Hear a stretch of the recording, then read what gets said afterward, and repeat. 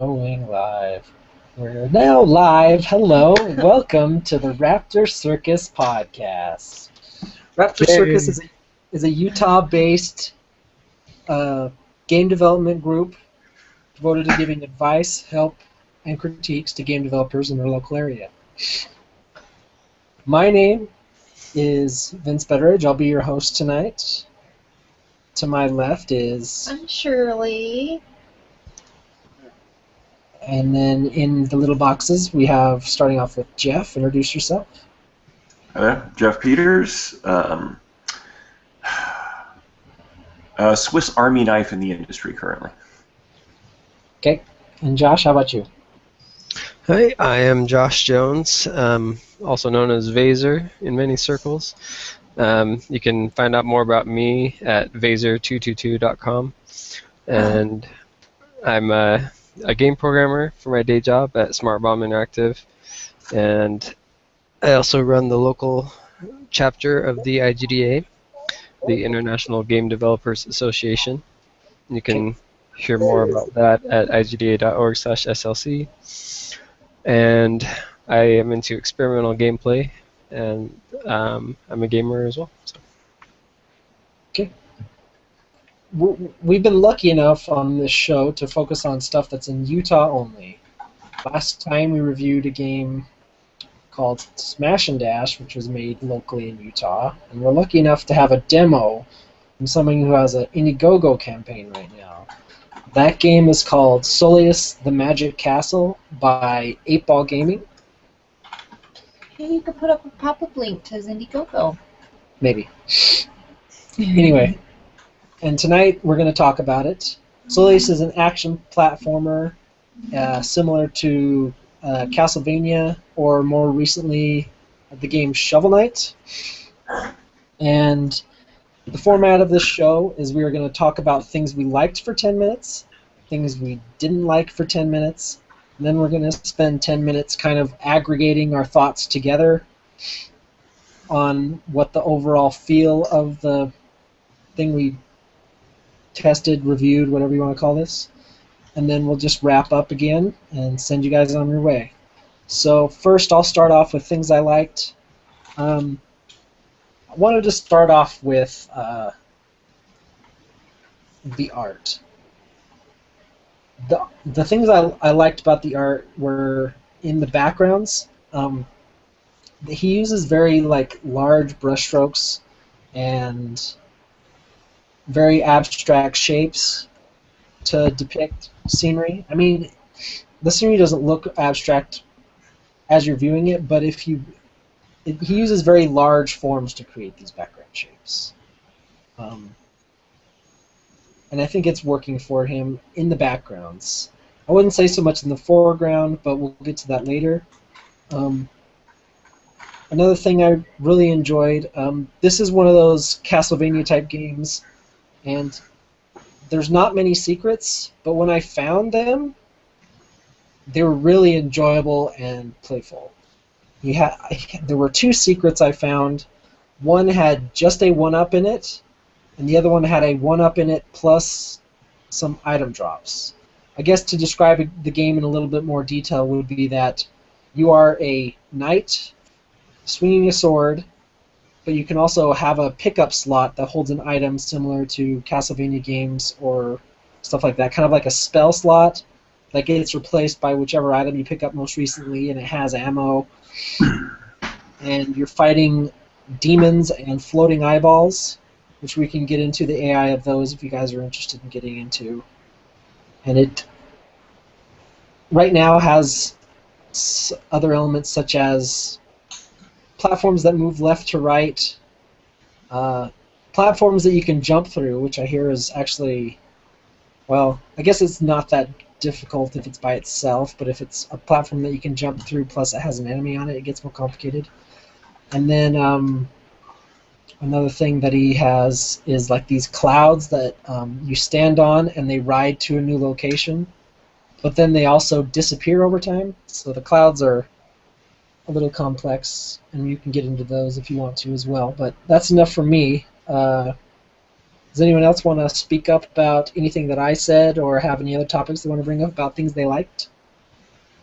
I think this is Jeff. I think one of the nice things about it is, the game's a nice throwback to the early tile-based platformers, that started in the arcades in the early '80s, going back to games like Ghosts and Goblins, Kadash, Rastan, Rygar, and a genre that both Taito and Capcom dominated in, moving into the late '80s and early '90s. As you mentioned, Castlevania, Mega Man, and others. I like the throwback nature of it, including the very tile-based nature that the worlds are made of in. And I think the most literal inspiration seems to be Taito's Rastan. Very similar tile-based graphics, jump, movement, etc. But trying to update at least the main character animation. Their walk cycles are really smooth. It's nice to see someone playing in that sandbox, if you will. And I think that's really. I can hear you, Josh, playing the game in the background. Sorry. That means Josh has to comment next since he's playing the game. Yes. I was just checking again on something that I was like, wait a minute, did it do that? So my things that I liked are basically you guys covered everything. It does seem pretty faithful to any of the non-acceleration based platformers. It seems like the level design is going to be pretty decent, but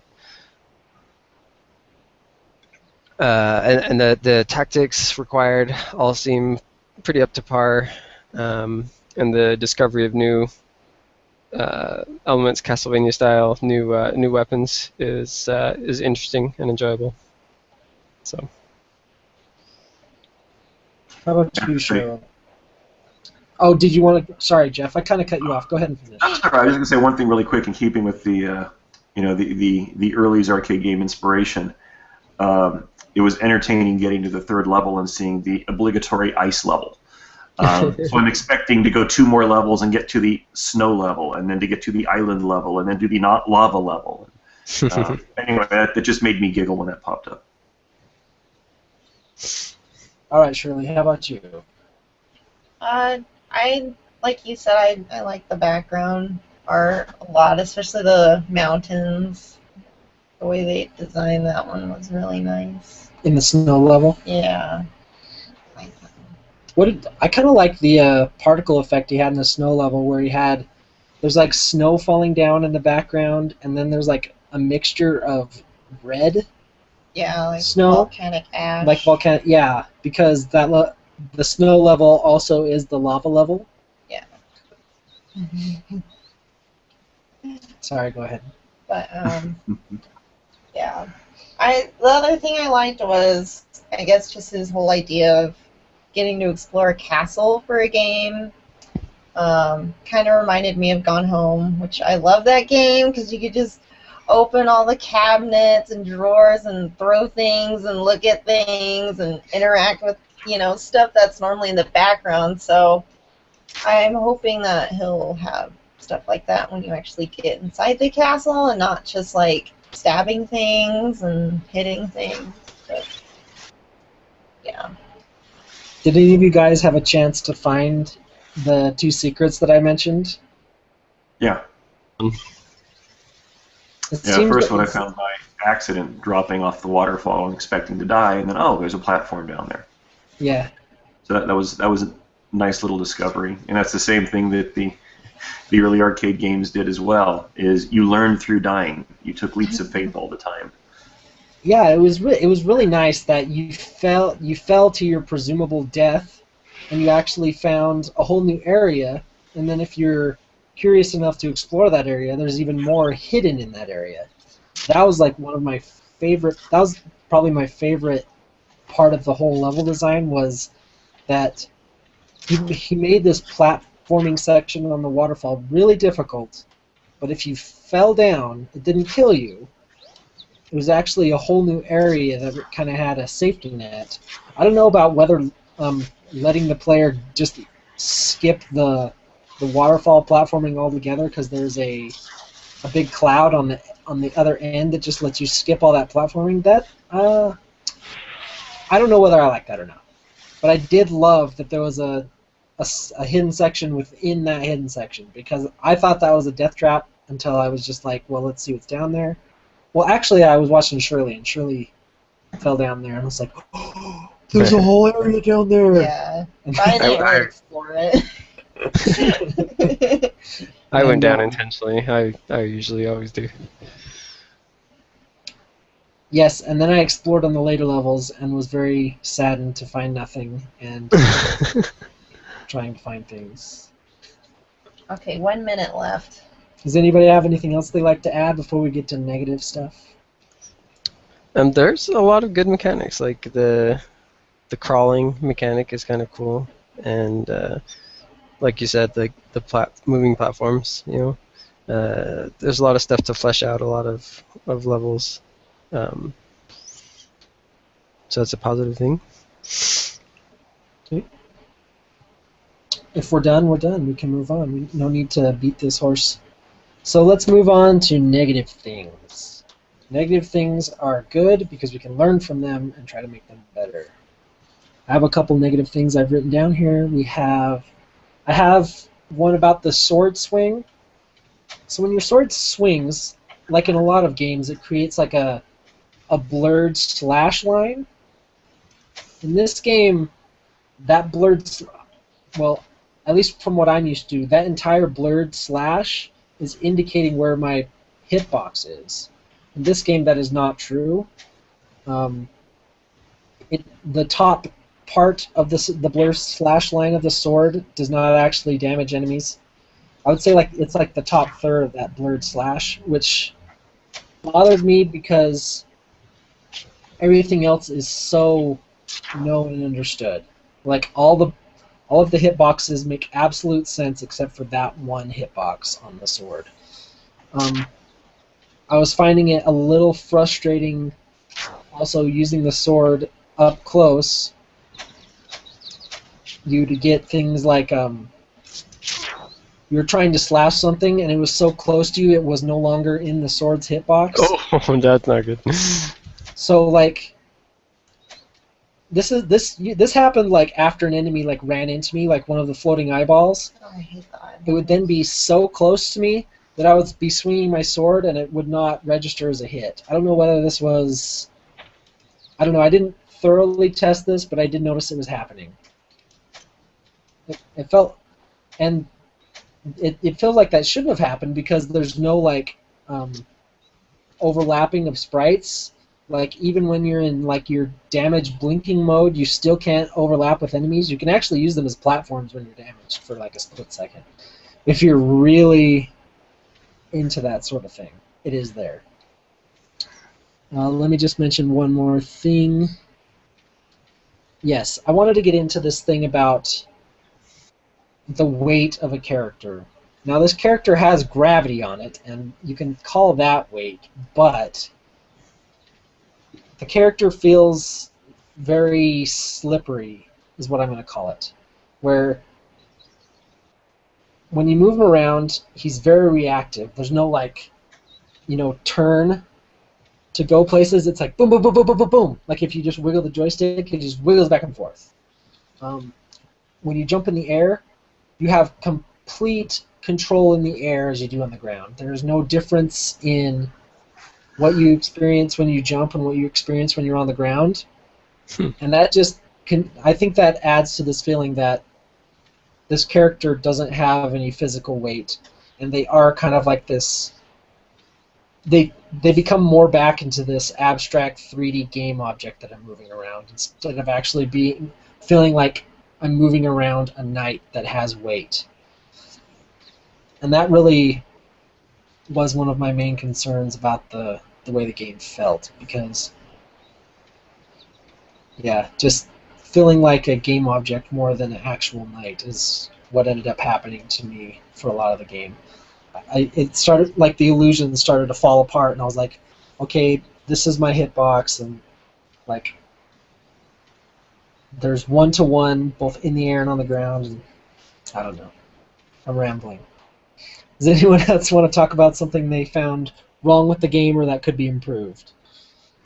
Keeping on with your weight comment, the collision detection system in general, I think has multiple issues. Adding to the weight is when you get hit by another enemy, no matter what the enemy is, or a little fireball or something, you have the same, and you kind of bounce back a few pixels, and it makes you feel light and thin, and you don't feel the gravity of the reaction from it. You combine that with the sword, which has a weird collision volume as well, and you're right, you have this big, meaty, armored knight, and he feels very thin and tinny and light and almost paper-like. So the collisions and the reactions aren't really making you feel like you're in control of that character. And a lot of simple things can be done just to shore that up. Some of which you've hit on, some of which has to do with the reaction of what the characters do. And sometimes you find yourself stuck on an enemy bouncing against a wall, and you can't really do anything, and that feels kind of frustrating as well. Although landing on the levels and jumping up to the levels actually feels really good. You very rarely missed a jump or missed a landing that you thought you could. I agree, the jump and the interaction with the enemies kind of isn't there yet, I think is the best way to describe it.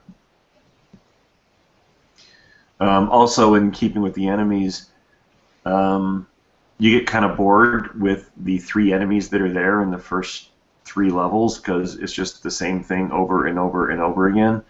And although there's an attempt to make their walk cycle smooth, they don't really do anything. And so you kind of find yourself looking for something new to interact with or some new challenge, and it's just the same 3 guys walking back and forth, and maybe they throw a fireball or not. Even the old arcade games had a little bit more variety than that. Let's see. The last thing I should throw out. Oh, really? Go ahead. I guess this is along the same train as that, but just I feel like the art needs to be more uniform.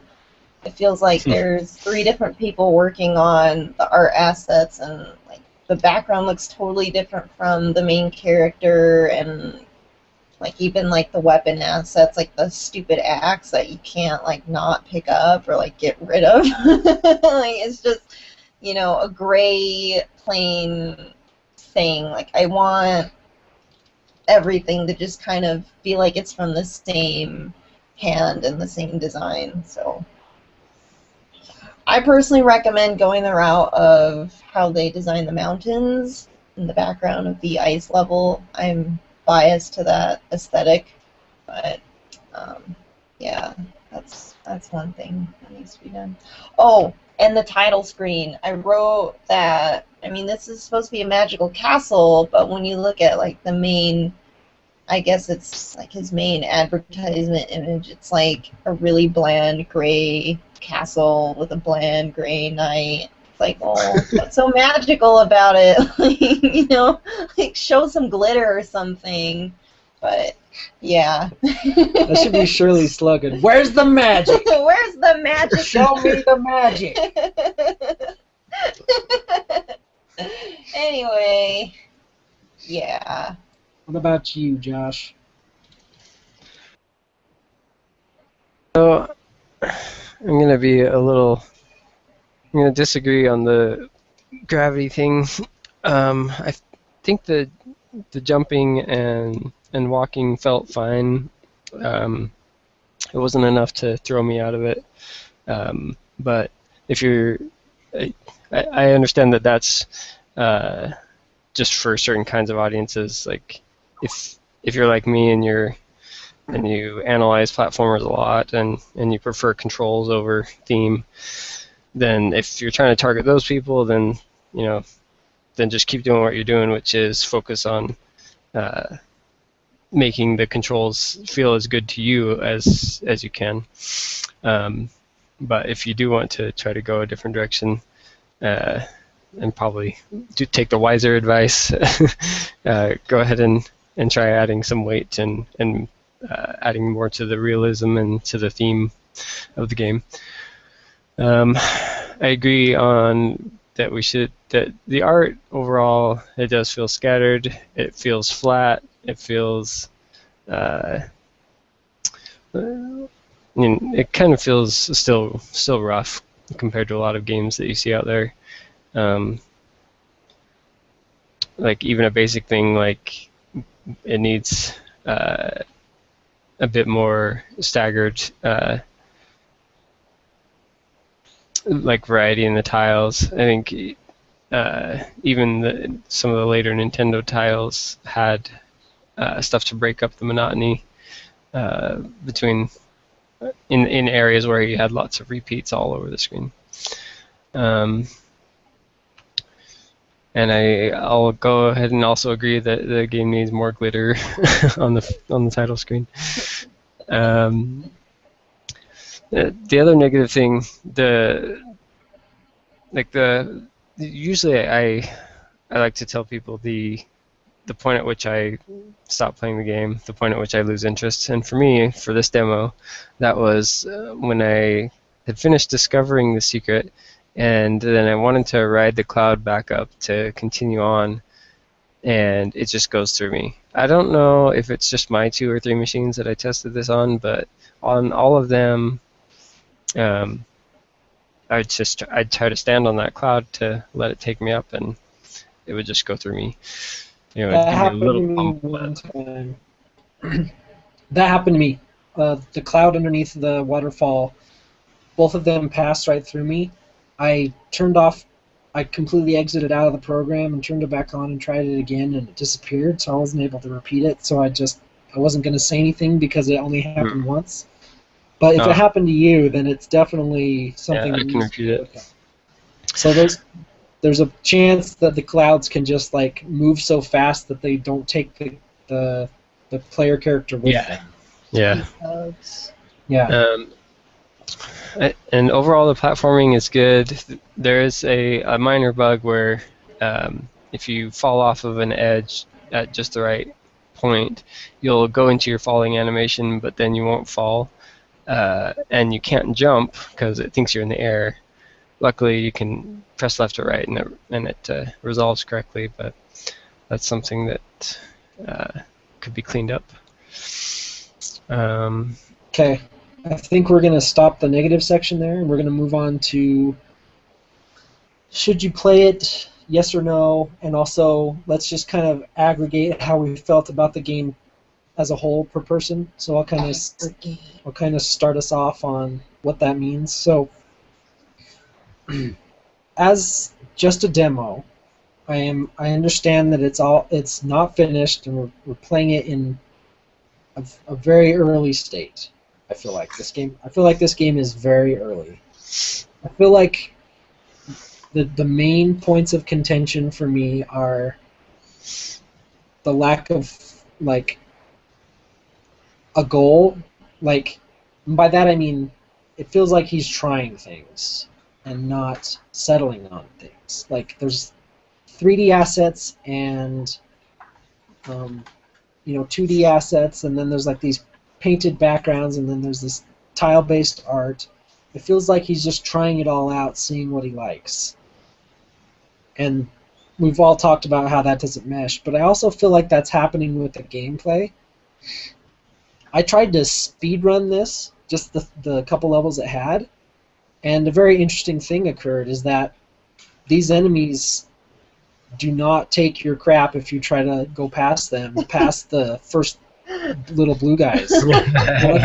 like the red guys and the eyeballs, like they'll chase you through the rest of the level once they're activated, which sounds exciting from a speedrun form, but that red guy, if you don't kill him, he'll first shoot a fireball in front of him, which I found I needed to block in order to get because I can then jump over them. The game is designed where I can jump over the red enemies. And then I'll start running, and then they'll fire a ball behind me. And there's definitely scenarios in the game where it is not possible to get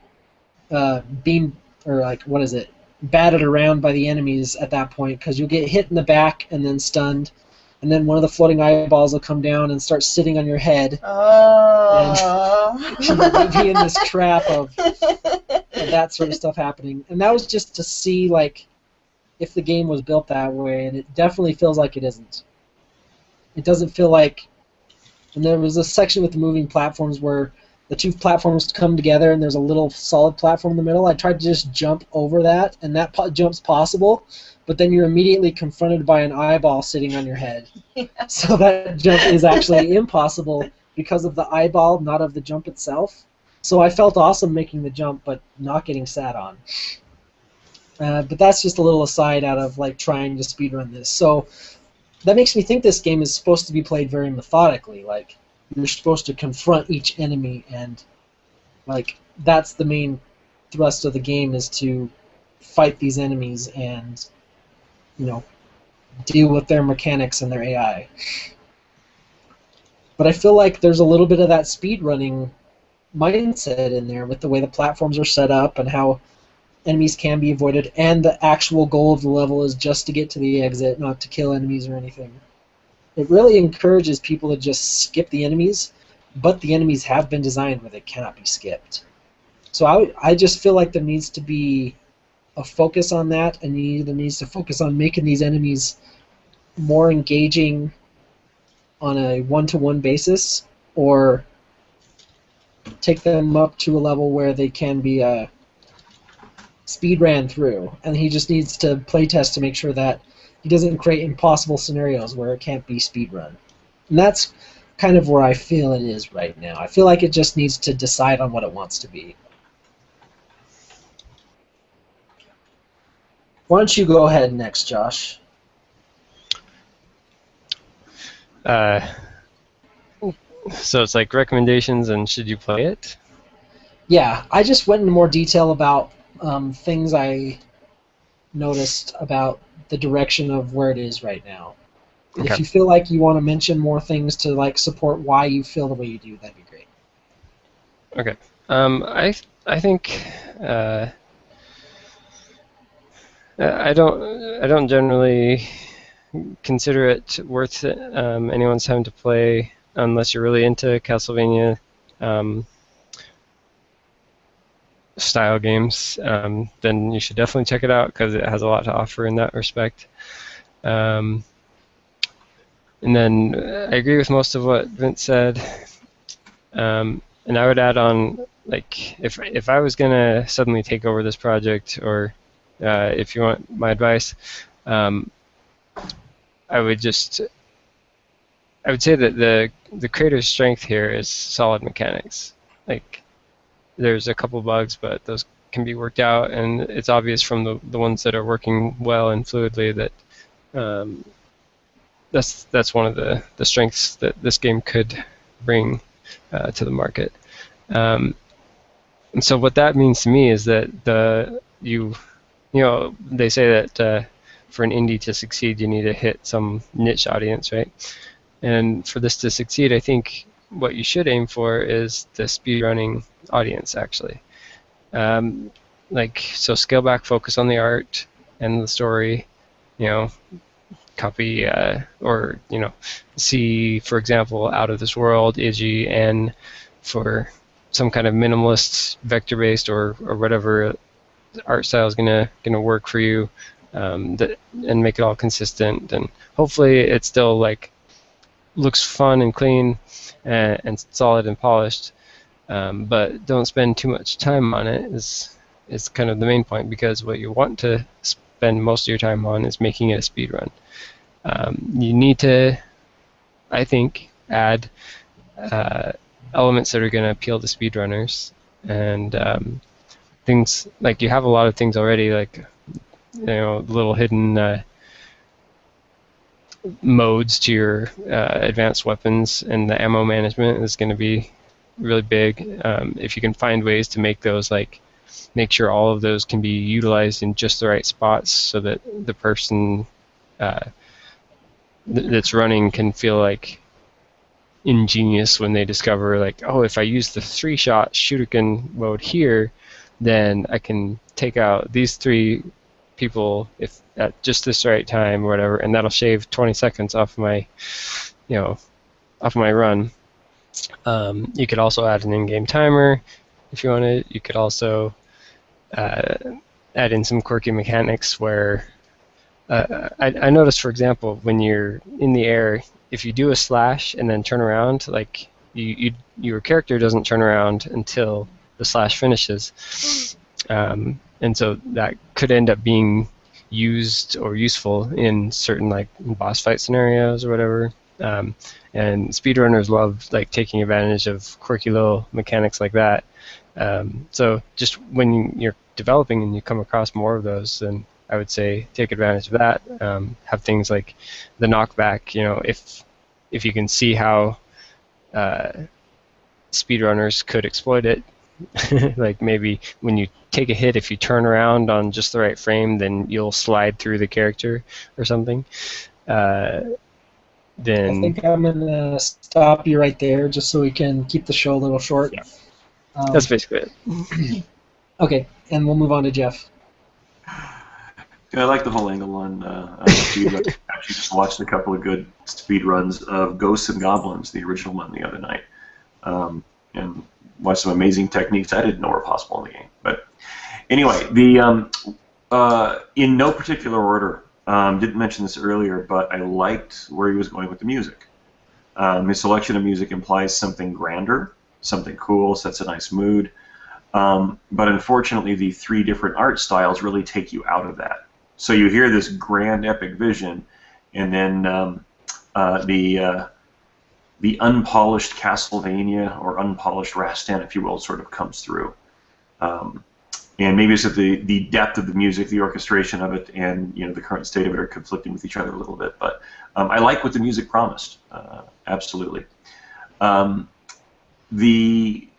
I agree on the mechanics, I like the jumping and the platforms, which seemed really solid.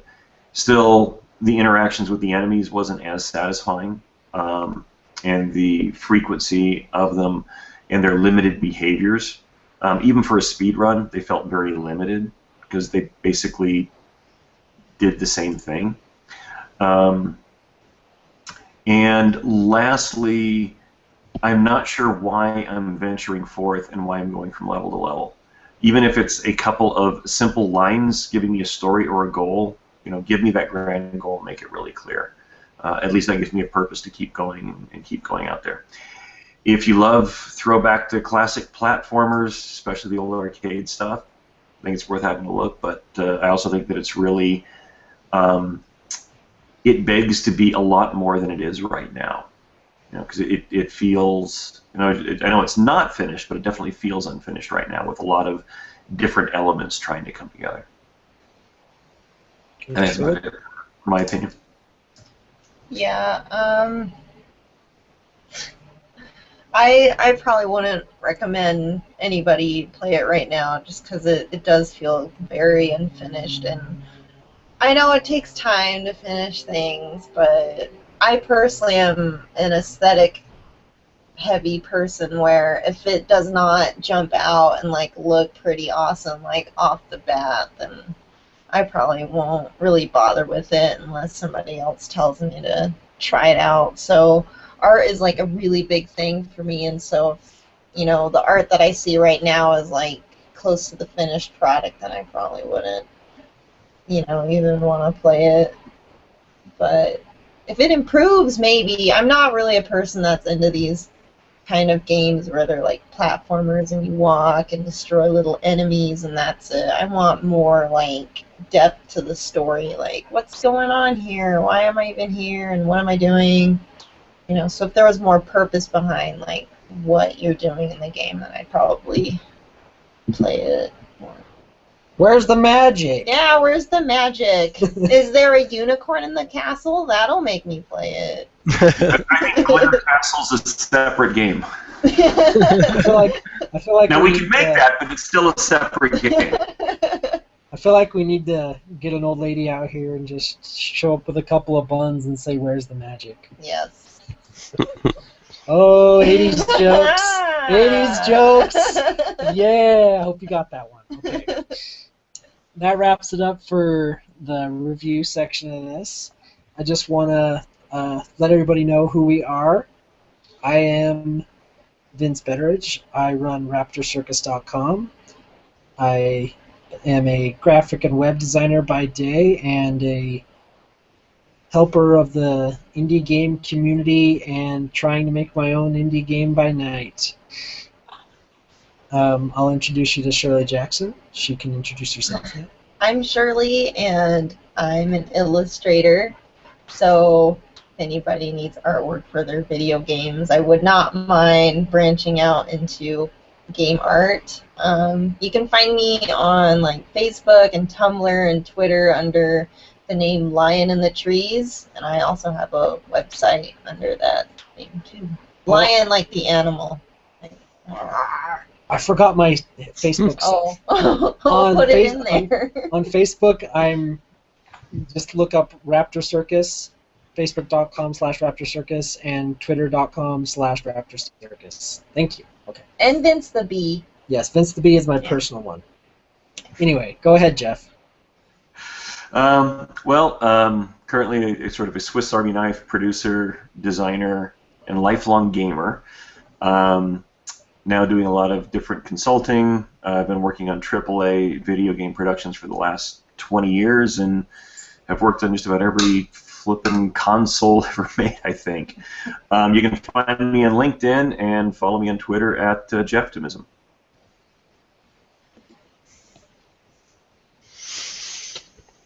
All right, and I'm Josh Jones, or Vaser, and you can read about me at vaser222.com. That's VAZOR. And I run the IGDA chapter, like I said. That's at igda.org/SLC.